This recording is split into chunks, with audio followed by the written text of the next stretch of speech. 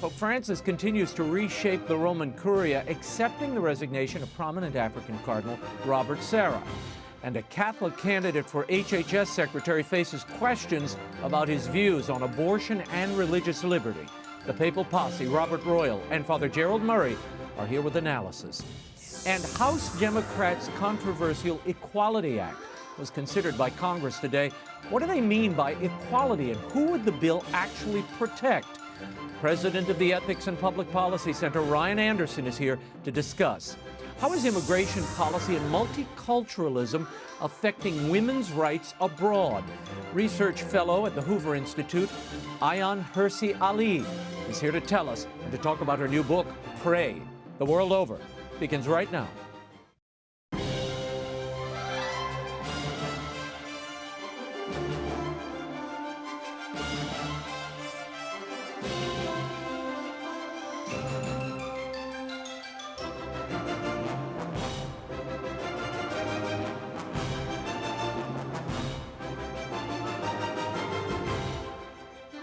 Now, Raymond Arroyo.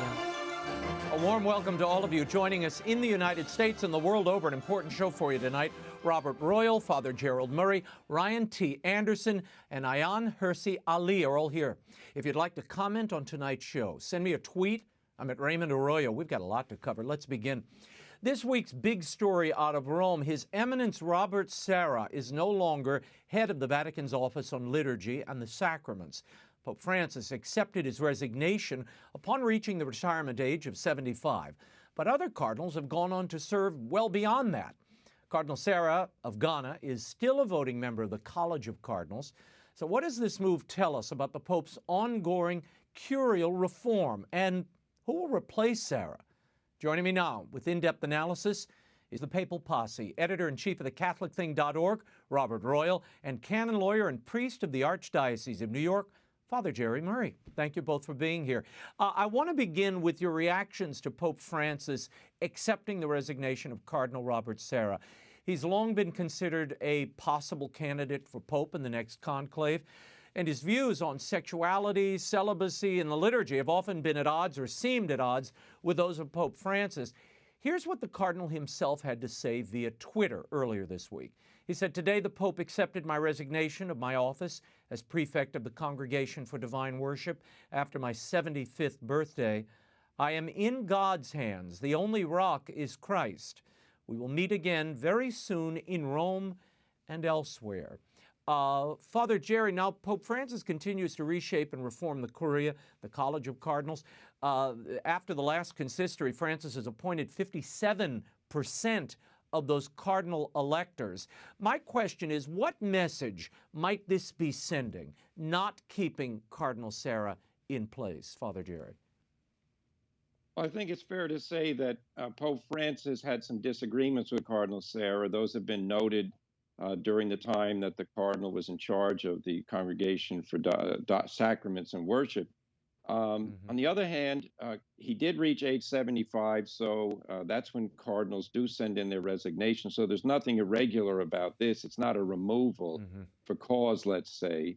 But we do know that Cardinal Sarah has a great influence in the church because of his profound spirituality, his vigorous defense of Catholic doctrine, and his challenge to the secular West. I mean, here is a cardinal from Africa who has come to be one of the prime defenders of Christ and his church in the face of hostility in the Western world. So I think we're going to see and hear Cardinal Sarah continuing to speak, and I certainly wish him, well in his retirement. But as we've seen with other Roman cardinals, when they retire, they're often busier than they were before. Yeah. Bob, we reported earlier last year that, or early last year rather, that Cardinal Sarah encountered controversy over that book he wrote, Defending Priestly Celibacy. At the same time, Francis was considering a relaxation to the rule. And then you remember Pope Benedict was wrapped up in that. They said he'd collaborated with Cardinal Sarah on the book. Did that episode doom Cardinal Sarah, in your opinion?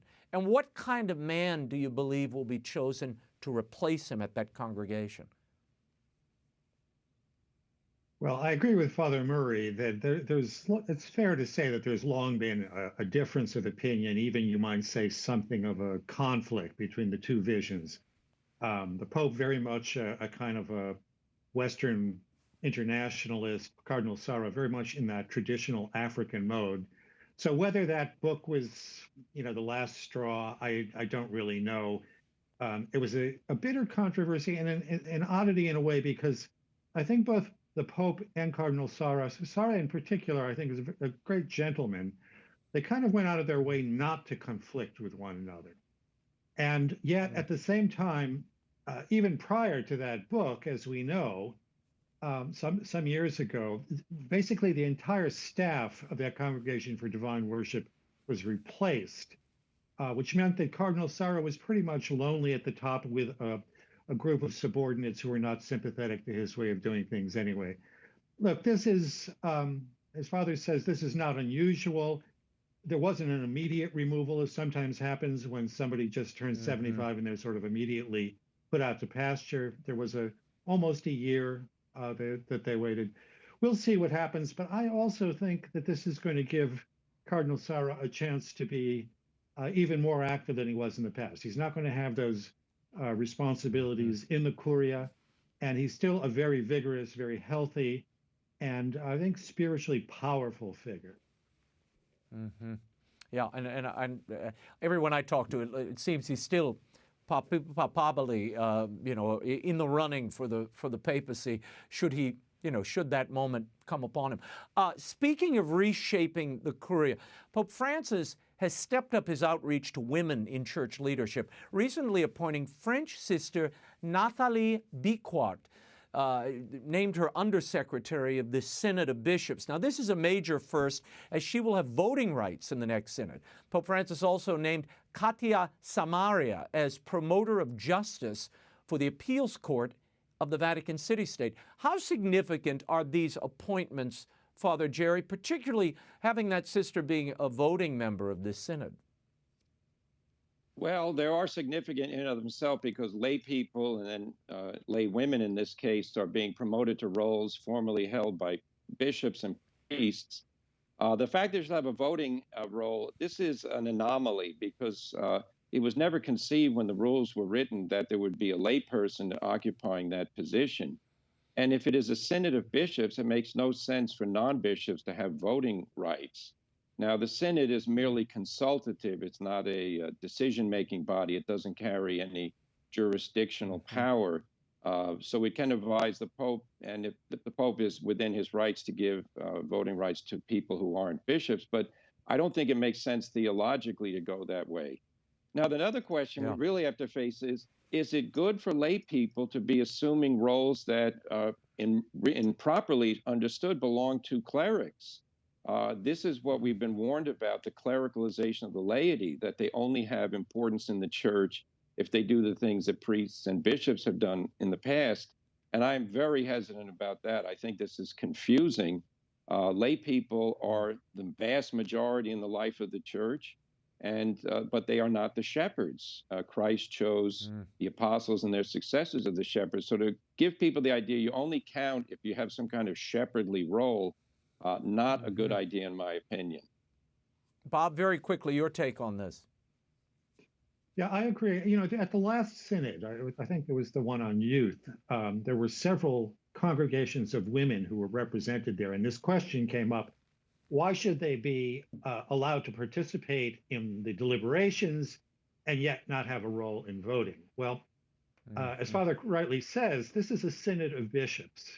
And if you want to redefine this, if you want to take that body of consultation that the Pope assembles every now and then and make it into something else, well, then I think you have to give it a different name. But if it's going to be a synod of bishops, it should be bishops who have been designated in the theological way that Father was talking about, that are actually making these decisions. We know that this is a way of kind of introducing women into more and more roles. I don't myself think that this is going to satisfy anybody. It's a step in the direction that lots of people would like to see the church move, but it's not going to be the end. It's going to be the beginning, and it's clearly kind of a camel's nose under the tent. Hmm. Moving elsewhere in Europe, the German bishops continue their so-called synodal way, which ostensibly gives the laity more shared responsibility in church leadership in Germany. Now, the German bishops released a letter called Power and Separation of Powers in the Church, Common Participation and Sharing in the Mission. Here's a little excerpt. The goal is to guarantee the shared responsibility and participation of all the faithful in both deliberative and decision-making processes. Sounds familiar. It is also necessary to readjust the constitutional structure of the Church in order to strengthen the rights of the faithful in the governance of the Church. Now, Father Jerry, I know you've written a piece about this. Give me your sense in the Catholic thing this week, your thoughts on where the German Church seems to be going here. In the column that I wrote, I said can only be called an attempt at self-destruction because this document is revolutionary. It basically casts aside everything that the Catholic Church has understood about herself right from the beginning, that we are founded by Christ on the apostles. The apostles were sent out to preach the gospel, and that there is a hierarchical structure, that you have a guiding role in the church through sacramental ordination. This document basically wants lay people to take control. They want to make offices in the church subject to election and even recall. It's a wild document. It basically undermines doctrine, morality, and it puts the Catholic Church on a footing with, a self-governing Protestant church in which everybody gets to vote on who's going to be their leaders. This is a very dangerous document, and it's very distressing that bishops are putting their name to something which, if this had been brought before Pope Pius XII or Paul VI, this would have been immediately condemned. And I hope the same thing happens now that it's made public. Rome needs to condemn these ideas. We can't play around with fire because houses burn down, and we don't want the church in Germany to burn down. Yeah. Now, Bob, do they have the authority to cede the hierarchical structure of the Catholic Church in their country? Yeah, well, this is what's hilarious. From what I understand from friends in Germany, this is a small but very vocal, radical group. And as often happens with these kind of groups outside of the church as well as inside, their influence is disproportionate to their numbers and who they are. I mean, no one who appointed them to make these decisions about a church that is based in truth. I really encourage everyone to read Father Murray's column from the Catholic thing this week, because he did yeoman service in reading through a document that's pretty painful to read through. What you come up with is an idea of the church. They actually say this. It's going to have diverse interpretations of various things about the Catholic faith, which is to say that it's basically going to become what the secular society is. In other words, there are going to be people in the German church who affirm homosexual marriage, transgenderism, female priests and bishops, abortion. So there will be no distinction whatever on the model that they're proposing between the church and the world. It will just be a church that goes along with the world. Now, you can set a church up like that if you want. You don't really have to set one up in Germany because there are many of them, and they're called Protestant churches. Well, Bob, this church already exists. It's called the United Nations. I mean, and look, if you join that church, you also don't have to worry about Sunday obligations, fasting, any of those bothersome moral clauses. I mean, I don't see the distinction here. It seems this is an extinction pact. That's what they're talking about. This is writing themselves out of history and out of relevance in society. And I don't know why you would violate your core principles, which I thought was Jesus Christ. Maybe I missed that memo when we jettisoned what that guy was saying. Also, but if Christ something came is into off the world here. to save us, if Christ came into the world to save us, and he did, and to bring us the truth about God and ourselves, are we going to have multiple interpretations of these things? Or are we going to submit ourselves to that revelation that God himself has sent to us? They seem to think that truth does not matter, and that what we're going to do is we're going to order our lives by, whatever a majority happens to agree to right now. And by the way, they say, we hope that the minorities will understand that they more or less they have the right to remain silent, is the way I would put it, that they're the ones that get to do the talking, everyone else is just supposed to go along with what they propose. Okay, I'm going to move ahead because we've got lots to cover. Pope Francis will be making an ecumenical visit to Iraq in early March. He'll be visiting a devastated Christian community that's still reeling from the Islamic State devastation. Pope Francis told Catholic News Service earlier this month he's making the trip because, quote, I am the pastor of people who are suffering, end quote. He'll also be conducting an historic meeting with a Shiite Muslim leader at the birthplace of Abraham. Father Murray, what does the Pope hope to achieve in Iraq? And his statement there, he's the pastor of people who are suffering. I mean, they're suffering Catholics in China. I don't see them getting much of a side glance, much less a mention these days from Rome. Well, we'll take the China question up in a minute, but as regards this trip, he definitely is sympathetic to, and really his heart is bleeding for the persecuted Christians in the Middle East. And I think this is his way of showing solidarity, particularly in that area which had been under the Islamic State. Now those Christians in small numbers have returned. They're rebuilding their churches. He wants to show that the chief shepherd is there with his flock. He also wants to show that peaceful relations between Catholics, Muslims, and others is possible in the Middle East and elsewhere. And he's making symbolic gestures by meeting and praying together. What I would say on the China thing, of course, this is a continuing source of frustration that the complaints of some Catholics are put on the back burner, ignored, whereas others get attention. I think the Pope needs to remind all of us that the Catholics in China who are suffering as a result of the Vatican's deal, they deserve a hearing and they deserve relief from what is in fact a communist oppressive situation. Bob, you've covered Christian persecution for decades. Your thoughts on this and the importance of this trip to Iraq? Well, I think it's fine for him to do this. And if it were not for some of the more worrisome statements that he's made about this ecumenical outreach. We all remember that he spoke in that document with the Muslims about God has willed the plurality of religions. And right. This is just something that seems to be unconscionable for the leader of the Catholic Church to be saying. That's something that we need to keep an eye on, of course. And we know that there are deep historical tensions in the Middle East. And it's fine to reach out to that. We just want to make sure that that desire to prevent violent conflict right now does not carry everything before it, including the truth claims of Christianity. I want to move on to some pandemic news. The Vatican issued a decree on February 8th that any Vatican employee that refuses a COVID vaccination would risk being fired.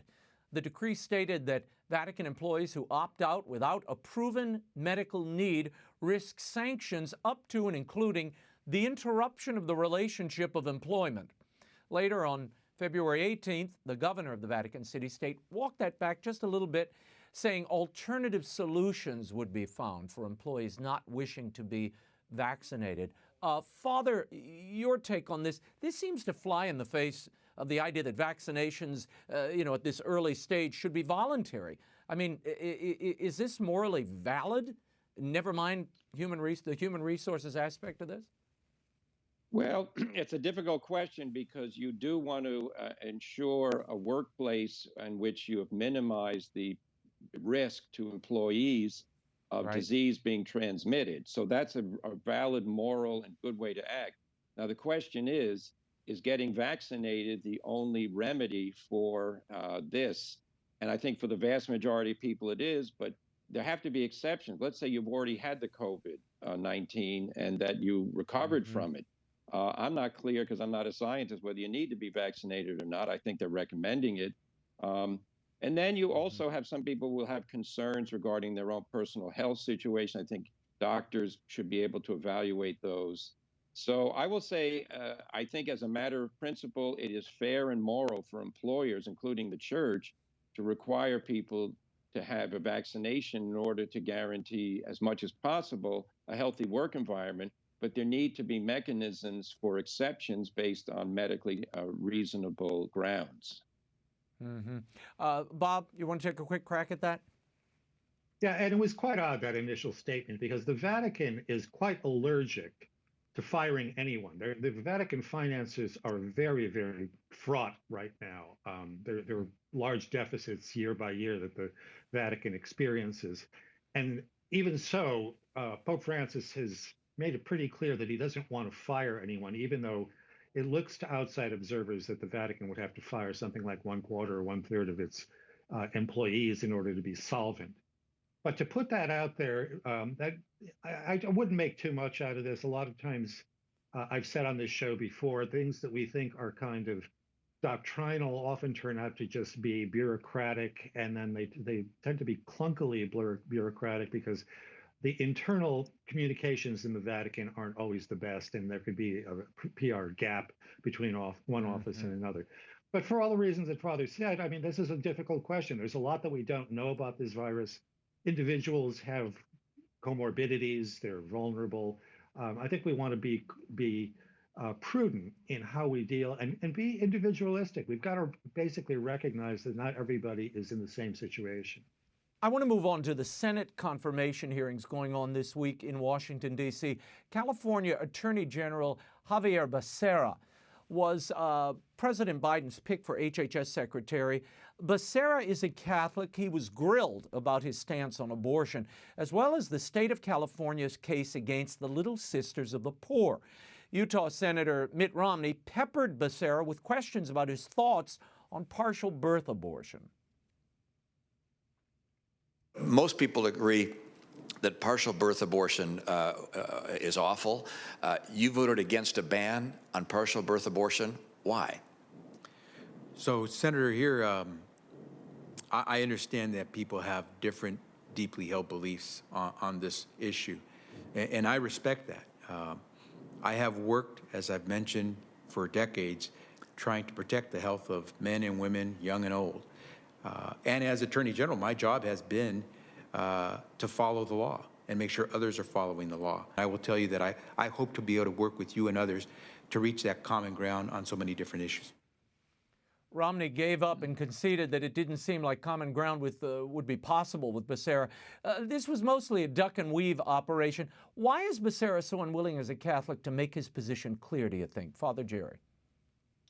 Well, that was a complete non-answer to the question, and it revealed the fact that he's typical of those who take an objectionable action knowing that it betrays what they're supposed to believe in. As a Catholic, you cannot believe that partial birth abortion is good. So for him to claim that he's been working to protect the health of men and women, he's not doing that at all. This was a question about what he voted on. It's unconscionable for him to claim that he was just following the law, when in fact he was trying to write the law in a new way by his vote against the partial birth abortion. Statutes have to deal with viability of people, and when someone is in the process of being born, to kill them is to murder them. This is wrong.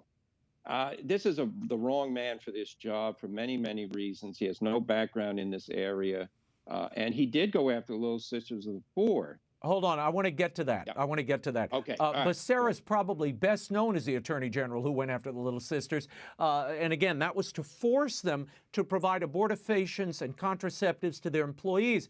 But he seemed to have a different view of history when questioned by John Thune. Watch. It does seem like, as Attorney General, you spend an inordinate amount of time and effort suing pro-life organizations like Little Sisters of the Poor, or trying to ease restrictions or expand abortion. See, I understand that Americans have different, deeply held beliefs on this particular issue, and I absolutely respect that. By the way, I have never sued the nuns, any nuns. I have taken on the federal government. He may want to review this. This is actually the lawsuit. State of California versus Little Sisters of the Poor. Is Becerra saying that he didn't personally sue nuns, Bob? Why is he splitting hairs here? He sued the Little Sisters of the Poor. Well, you know why he's splitting hairs. It's all these lawyerly answers. I never did this. I never did that. Look, the blame here goes back to President Biden, because he's the one who has put forward a man who has no experience running healthcare it doesn't belong in the sensitive position that when you're the head of HHS, there are all these moral questions that arise. And so I think that President Biden has to bear the blame for nominating this guy. I've got a column coming out in the next few days because, everybody's been speculating how the president and the Pope, there's a certain synergy to their Catholicism. They care about the environment and about refugees and immigration and the poor. But the Pope has also said that you don't hire a hitman to solve a problem. In other words, of somebody to perpetrate an abortion. I think that Xavier Becerra is a Catholic hitman.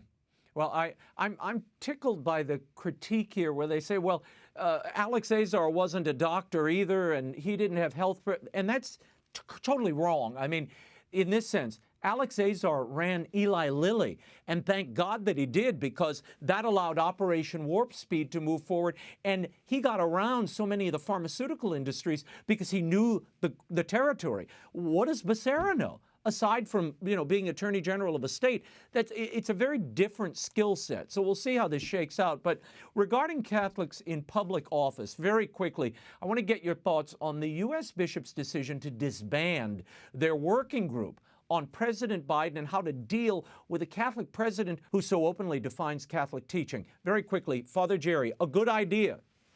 It was a great idea to have the committee to look at this, because this is a major scandal in the life of the church right now, that a president who talks all the time about how important his Catholicism is to him is using his power now to attack Catholic teaching and cause mayhem in the lives of the unborn and others. Now, the committee, sad to say, has been disbanded, and I was very disappointed when the press spokesman for the U.S. bishops was asked about it, that she had no comment. And I say to myself, no, wait a minute. All we got was that the bishops are now going to have the doctrinal committee issue a statement. Wait a minute. Why did you have a committee in the first place? You could have tasked the doctrinal committee from the start with this. So I regret that it happened. Leadership in this regard is important, and I hope the doctrinal committee will issue a very good statement, because it's quite manifest. A Catholic politician who uses his power to pay for and promote abortion is gravely acting against his faith and against the common good, and he needs to be reminded of that and brought to task. If there's no accountability for that, then basically we're saying, well, the Catholic Church just watches what people does but never tries to correct them. Bob, very quickly, was this due to pressure, do you think, from the Vatican? I know they were displeased with Archbishop Gomez's initial statement after Biden's inauguration. Yeah, I think that there's an internal struggle going on with the bishops. Some are behind, quite a few are behind Gomez. A few strong voices, Cardinal Supich, Bishop McElroy in San Diego, have, of course, taken an opposite view. Look, we'll see what the doctrinal committee does. The doctrinal committee is headed by Bishop Rhodes of South Bend. He's very good. We'll see if he can get through some good statements, get them into the public realm. And perhaps by divine providence, Bishop Rhodes is the Bishop of South Bend, Indiana, where Notre Dame, we are hearing, is mulling whether to give an honorary degree to Joseph Biden. Well, we will leave it there. Commentary by Robert Royal and Father Jerry Murray can always be found at thecatholicthing.org. Thank you, gents. And before we continue, I have a special announcement. To celebrate the release of my new picture book, The Thief Who Stole Heaven, which lands in bookstores March 9th, EWTN and I are hosting a special online book signing that you can join. The book tells the dramatic, hidden story of the good thief, Dismas. This is his backstory. It's based on the writings of saints like Augustine and Peter Damian and others. It's a redemptive tale of adventure for the whole family, and it makes a wonderful Easter gift. And now you can get an autographed edition of The Thief Who Stole Heaven from the EWTN catalog. I posted a link on my Facebook page and at RaymondArroyo.com. You'll be able to join a live book signing on March 11th at 7 p.m. Eastern on EWTN's Facebook Live page and on their YouTube channel. If you order from EWTN, they'll send you a signed edition of the book, and I'll be taking your calls and questions for an hour with Doug Keck. The Thief Who Stole Heaven is coming your way. Go to EWTN's catalog at EWTNRC.com for all the details. And to pre-order your copy, visit discoverlegends.com or my website for more information. This week, the Democrat-controlled House voted on the Equality Act, one of Biden's legislative priorities. While the Equality Act has been presented as legislation that would protect LGBTQ people from discrimination, what does it really do? Who does it really protect? Joining me now to discuss is President of the Ethics and Public Policy Center, Ryan Anderson. Ryan, thanks for being with us. The Equality Act is being billed as an expansion of the 1964 Civil Rights Act, which was passed primarily to combat racism and discrimination of that sort. President Biden said this last week: the Equality Act provides long overdue federal civil rights protections on the basis of sexual orientation and gender identity, locking in critical safeguards in our housing, education, public services, and lending services, and codifying the courage and resilience of the LGBTQ plus movement into enduring law. Now, this act treats an individual's self-determined gender identity as the individual's sex under the law. It requires Americans to do the same in virtually every aspect of society. What effect, Ryan, do you think this will have on the freedom of thought, speech, and belief? It'll have a huge negative impact on all of those freedoms. And not just on those freedoms. It'll also have a huge negative impact on privacy, on safety, and on actual equality, right? So the misnamed Equality Act turns real equality upside down. It enshrines a radical gender ideology, what Pope Francis has called gender ideology, into our civil rights law. And then it turns that civil rights law not into a shield protecting people, but into a sword persecuting people who believe the truth about our embodiment as male and female. Ryan, even some Catholic commentators, I've seen some priests have written that this is about protecting people from discrimination. What would it mean to conscience rights should this pass in the Senate? Sure. I mean, look, if you wanted to protect people from discrimination, you could have written a much narrower common sense compromise bill that would say something like, if you identify as LGBT, you can't be denied life-saving COVID treatment, which hasn't happened. It's worth pointing out. But they could have written it that way to say people who identify as LGBT can't be denied, basic medical care. Instead, what they've done is said that Catholic hospitals would have to perform sex reassignment procedures. So what does that mean for conscience rights? If you are a surgeon, if you are an endocrinologist, if you're a pediatrician, and you think transitioning a patient is bad medicine, if this becomes law, you're going to be on the wrong side of federal civil rights law. The Equality Act will no doubt impact women, Ryan. The bill states that, quote, an individual shall not be denied access to a shared facility, including a restroom, a locker room, and a dressing room that is in accordance with the individual's gender identity. What effect does this have on women's rights? I mean, it seems men who identify as women would have more rights than biological women. Exactly. And, all of the women I know don't want men who identify as women in their bathroom, in their locker room, in their, God forbid, their homeless shelter, should they find themselves in need of a homeless shelter. They don't want men who identify as women in their daughter's school bathroom, playing on their daughter's sports team.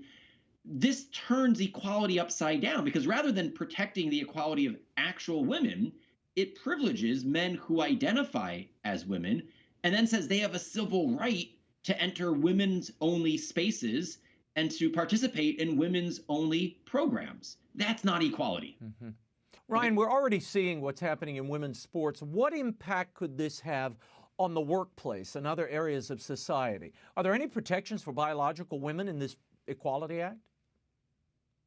No, no protections for actual women. Instead, there are protections for men who identify as women. What would this mean in the workplace?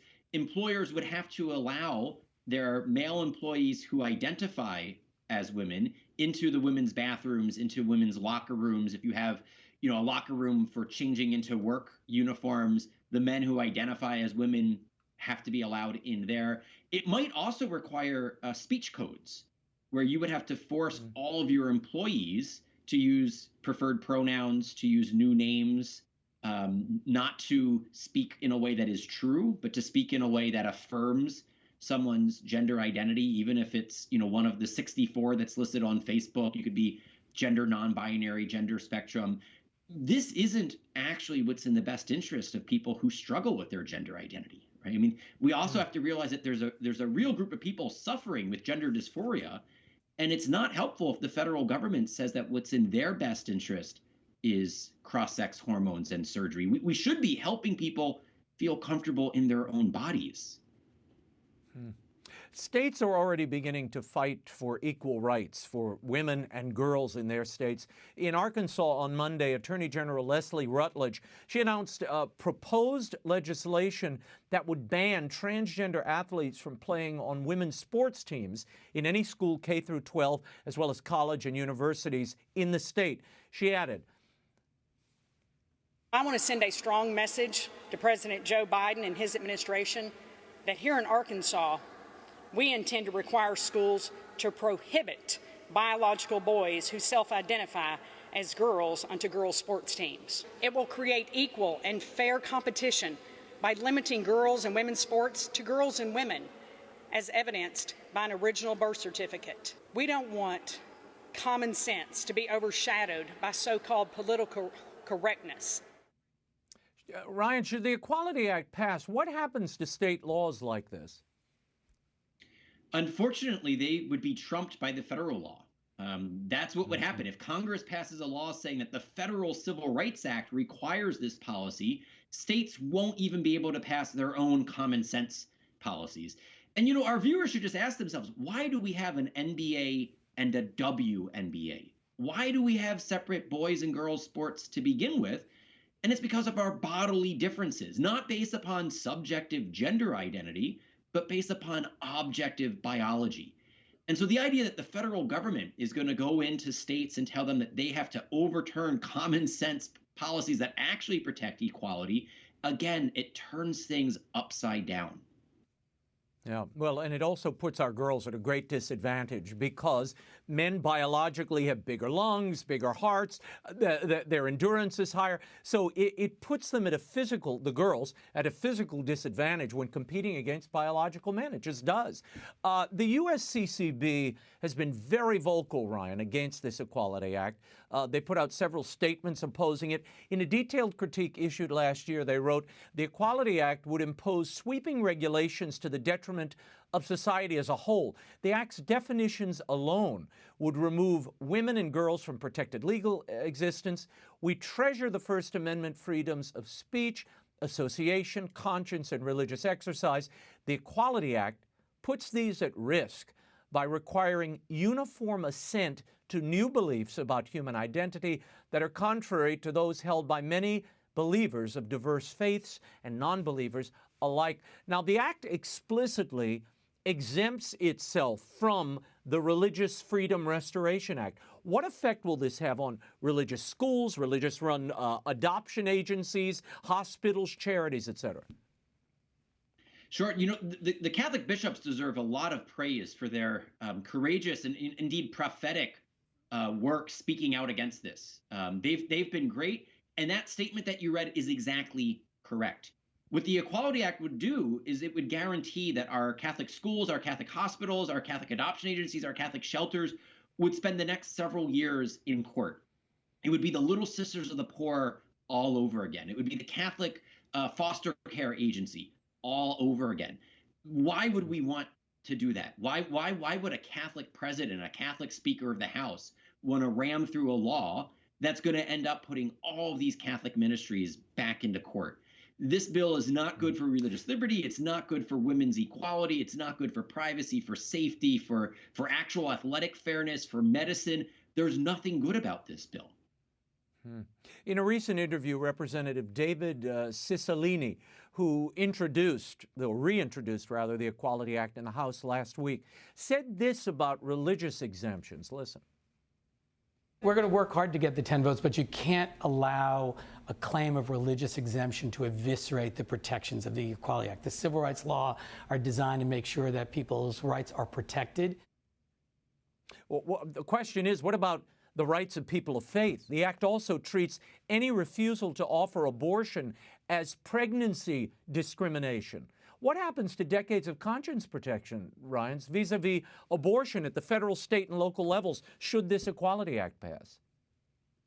The Equality Act would do away with all of those conscience protections, pro-life protections, because it would now redefine those protections as discrimination based on pregnancy.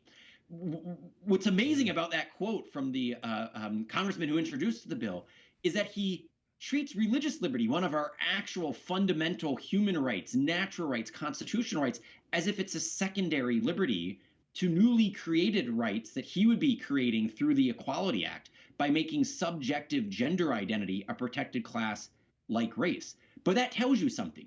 He thinks that religious believers who believe that we are created male and female, and that male and female are created for each other, should have the same freedoms that racists have, and only those very limited freedom. He's unwilling to allow robust religious liberty protections for Orthodox Jews, Roman Catholics, evangelicals, Latter-day Saints, Muslims, anyone who believes we're male and female. He's using a law that was meant to combat racism to combat orthodoxy. In 2019, Ryan, this bill passed the House. It wasn't taken up by the then GOP-controlled Senate. It's expected to pass the House again, but it'll likely face a battle in the Senate because of the close margins there. They need 60 votes to pass this, meaning 10 Republican senators would have to sign on to the bill. Do you think the Senate might pass this bill out? The only way I can see that happening is if they abolish the filibuster, the legislative filibuster. People know that a couple years ago they abolished the filibuster for judicial confirmations, judicial votes, and that's why you get 51 votes and you can confirm a judge. If they do that for pieces of legislation, then it would be a 50-50 split, and Kamala Harris casts the deciding vote if it's a party line vote.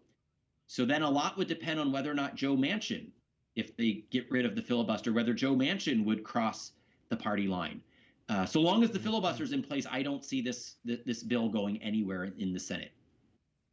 Are you surprised there's not been more public outcry against this Equality Act? I mean, do you think people understand what's at stake here? No, I think most people do not know what's at stake, and that's why we haven't heard more of an outcry. And the reason why is the name. Who could be against equality? This is a bill for equality. I mean, the left is really good at PR. Marriage equality. Who could be against equality, right? They don't say that they're redefining the very central institution of what marriage is. They say they're in favor of marriage equality. The same thing is happening here. They're not up front and saying, this is the bill that allows boys who identify as girls into girls' bathrooms. This is the bill that forces doctors to do double mastectomies on high school girls who want to identify as boys. If there was truth in advertising, this bill would be dead on arrival. And so instead, they dress it up, and that's why the public doesn't know what the consequences are of this. I want to talk for a moment about your book, When Harry Became Sally. Amazon decided to remove it from the site. It's a book about transgender issues that's been on sale for 3 years now. Yeah, I mean, all your other books are still available there. Have you spoken to anyone at Amazon? I did see that release where they said this was an offensive work in some ways, or it had offensive ideas in it. Yeah, and that is the only communications we've had from them. All they will say is that it violates their content policy, but they won't tell us how it violates their content policy. They won't tell us which page is the offending page, what sentence is the offensive sentence. This book has been on sale for 3 years. It's been praised by professors of psychiatry, psychology, philosophy, law. I struggle to even imagine what it is about the book that is objectionable unless they simply disagree with the viewpoint. They disagree with the conclusion, right? So it's not how we say it. It's not how rigorously we defend it. It's not how many footnotes or citations or good arguments. It's that they just don't like that we believe we're created male and female, and that male and female are created for each other. That's the bedrock proposition that they reject. You have a group of senators who've written a letter to Amazon asking them to explain themselves and why they basically deplatformed your book. Rubio and Josh Hawley and a few others. Your thoughts on that question? I mean, now you've got the members of the Senate asking Amazon for an explanation. Do you think you'll get one? It remains to be seen whether or not Amazon responds to this. My sense is that they will be much more likely to respond if in 2022 the election gives the GOP control of the Senate. I think what we're seeing here is that with Donald Trump no longer in the White House, with Bill Barr no longer the Attorney General, big tech is flexing its muscles. And this probably means that conservatives and people of faith are going to have to consider what are the limits to the liberties of big tech. Yes, it's a private business, and so Amazon has freedom to do what it wants to do, but all of our liberties have limits. And we're going to have to think really hard about what should the limits be when it comes to the liberties of major tech corporations that control so much of our public life and our digital public square. Yeah, and 80% of the book sales globally, so that's a big number. When Harry Became Sally, Responding to the Transgender Moment by Ryan T. Anderson is available at barnesandnoble.com and through the publisher Encounter Books. Ryan, thank you for being here. Thank you. Immigration has been on the forefront of European politics in recent years, as well as American politics. Debates about the failures of multiculturalism have dominated discourse in many countries throughout Europe. What effect have these sweeping immigration policies had when it comes to culture, freedom, and women's rights?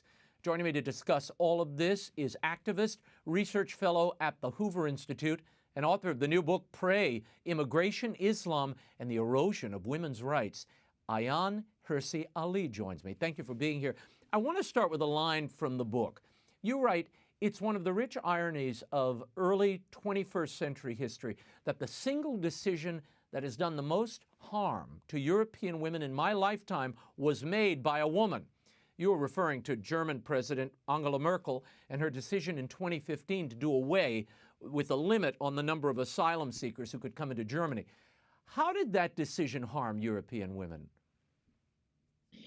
I think the decision wasn't based on a policy. It wasn't thought through. It was done on the spur of the moment, spontaneously, and it was driven by compassion. So I want your viewers to understand that Chancellor Merkel was actually acting, she was empathizing. She was driven by compassion. But the outcome, the unintended consequence of that moment was that some of the European neighborhoods and streets were flooded with men who come from countries with hostile attitudes to women. And some of them started acting out on those streets. And there are innocent women in Europe, regardless of skin color or age or what they wear, who are subjected to humiliating behavior, catcalls, sexual harassment, rapes, and worse. And again, I repeat, it wasn't our intention for this outcome to be, but it's important for leaders to know. Yeah, well, this is a particular interest because Joe Biden just raised the asylum seekers, the limits of asylum seekers here in the United States. He's also basically thrown open the border walls in the United States. In the book, you point out that almost 3 million people have arrived in Europe illegally since 2009, close to 2 million in 2015 alone, according to your book. A majority have come from mostly Muslim countries. 2/3 of those recent immigrants, as you mentioned, are male and under 35. Now, this is on top of the legal immigrants who've already come. Why do you say this poses a threat to women's rights? How so? It poses a threat because the existing immigrants, and sometimes even their children, from some of the countries that I describe in the book, were not assimilated or failed to assimilate on many different fronts, one of which is women's rights. And the problem of treating or mistreating women, a lot of European leaders thought that it would only be limited to quote unquote their women. So if Muslim communities mistreated Muslim women according to their religion and custom, people were prepared to look away. But now that whole thing is spilling over onto the streets and into the public space. And in some ways, the streets of Sweden, for instance, some women will say, are no different from the streets of Cairo when it comes to how men treat women. And some of these men, they come from countries like the one I come from, Somalia. They come from Afghanistan, Iraq, Syria, Egypt, Tunisia, Algeria.